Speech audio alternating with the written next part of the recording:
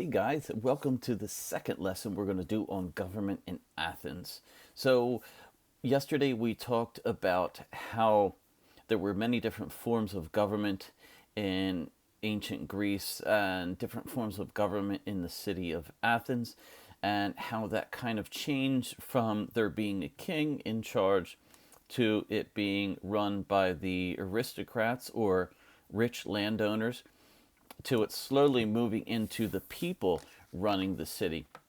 And we're going to get a little bit more into that and how things evolved into a democracy, which is similar to the democracy that runs our government today and how everyone gets a say in what happens. Okay, so Athens creates a democracy. Around 500 BCE, a new leader came in known as Cleisthenes. Cleisthenes gains power in Athens, and he was a member of one of the most powerful families in Athens, but despite this, Cleisthenes didn't want the aristocrats to be the ones who were running government. He thought they already had too much influence and power as it was, and he wanted to create something more like a democracy where the people had a say in what happened. By calling on the support of the people, Cleisthenes was able to overthrow the aristocracy. In its place, he established this completely new form of government. Under Cleisthenes' leadership, Athens developed the world's first democracy. For this reason, he's often known as the father of democracy. So, democracy under Cleisthenes. Under Cleisthenes, all citizens in Athens had the right to participate in assembly. An assembly is a gathering of citizens, and that these citizens are the ones who create the city's laws.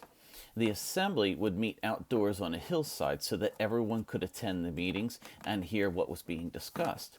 During these meetings, people would stand up in front of the crowd and they would give speeches on different political issues.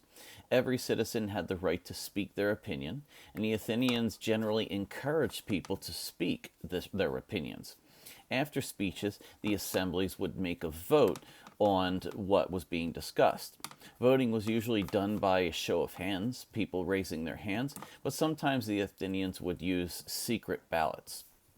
The number of people who voted in the assembly would change day by day depending on how many people showed up, how many people participated, how many people thought it was an important topic. For major decisions, however, the assembly would require about 6,000 people in order to vote. Now, gathering the voters was an interesting thing because not everyone would know what was being voted on when. It's not like you could turn on the TV or radio and know what was going on. So it wasn't always easy to gather 6,000 people together into one place. So according to one Greek writer, it says that the government would send slaves to the market to round up more citizens when it was necessary. The slaves would walk around the market holding a long rope between them, and the rope would be covered in a red dye, and that red dye would mark clothing of people that it touched. So any citizen that had red dye on their clothing was expected to go to the assembly meeting. If they didn't, they would have to pay a large fine. Because the assembly was so large, it was sometimes difficult to make decisions. The Athenians, therefore, would select citizens to be city officials and to serve on a smaller council. So as you can see, it's starting to evolve into a system where you had representatives. You had these city officials, which would represent a larger number of people, and they would be the ones to vote on these decisions.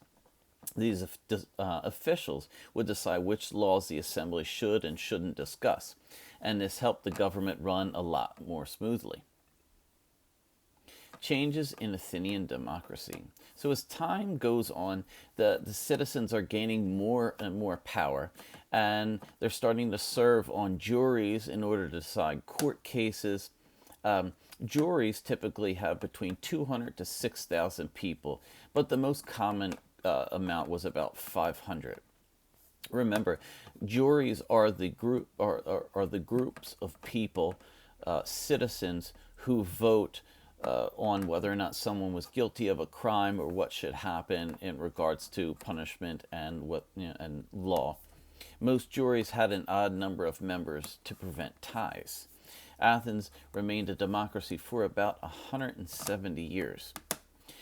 Athens' democracy reached its height under this brilliant leader named Pericles. So Pericles led the government from about 460 BCE until he passed away in 429 BCE.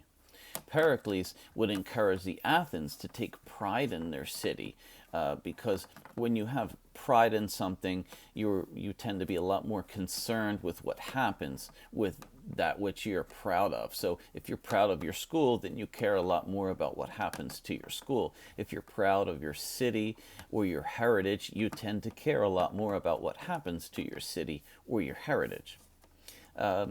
Pericles believed that participating in government was just as important as defending Athens in war. So he felt so strongly that just like if the city was under attack and everyone has to come to arms and defend the city, people were that much expected to go out and vote. To encourage people to participate in government, Pericles would often pay people who served in public offices or on juries. And this is still the case now. Our public officials are paid, as well as if you go on jury duty, you're paid. It's not much, but you are still technically paid something. So to encourage people to participate in government, I just said that one. Pericles also encouraged the people of Athens to introduce democracy in other parts of Greece. So he felt that it was so successful, he wanted to introduce this style of government into other cities around Greece. The end of democracy in Athens. So eventually, though, the great age of Athenian democracy would come to an end. In about the mid-330s BCE, Athens is conquered by the Macedonians, which is a group just north of Greece.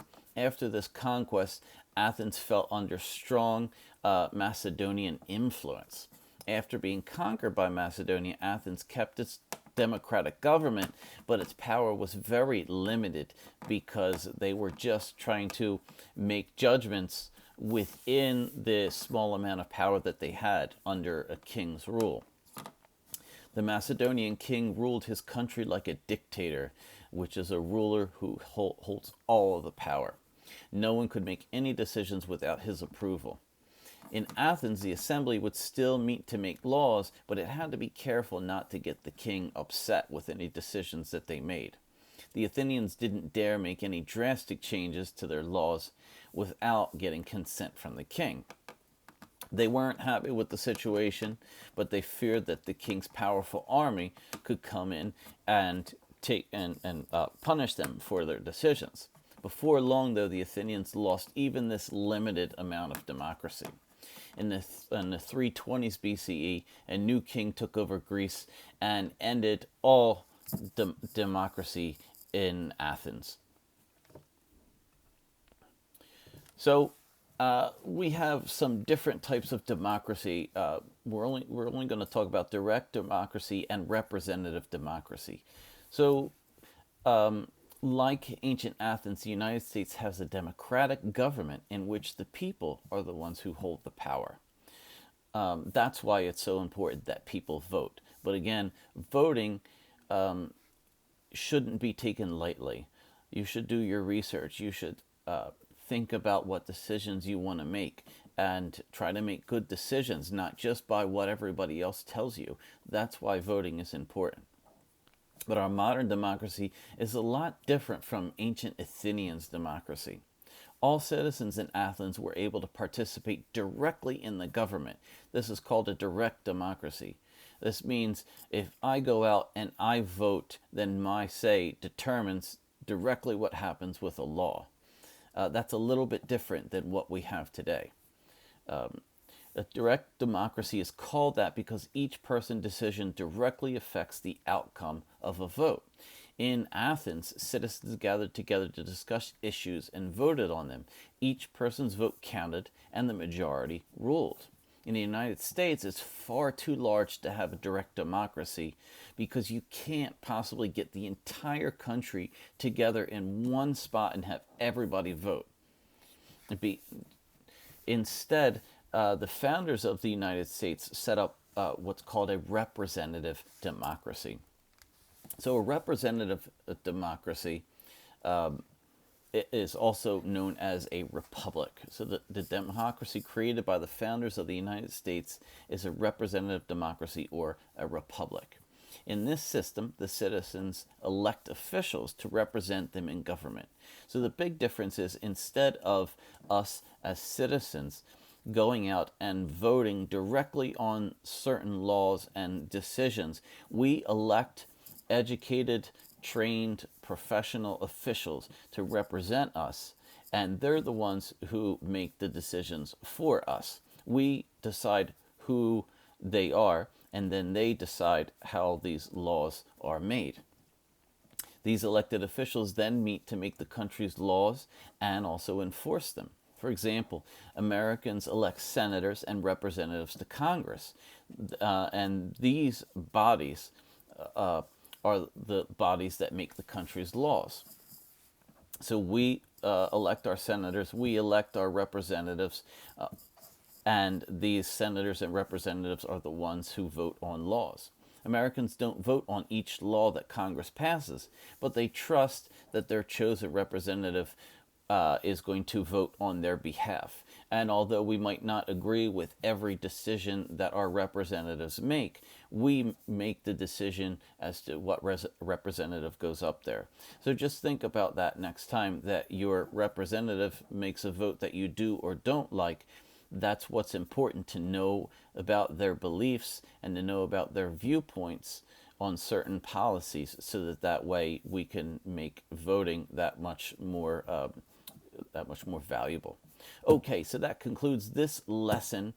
The next lesson will be a summary and review of the more important points. You have an activity to work on for this lesson, so get started on that. Don't forget your exit tickets, and I'll see you tomorrow with the next lesson.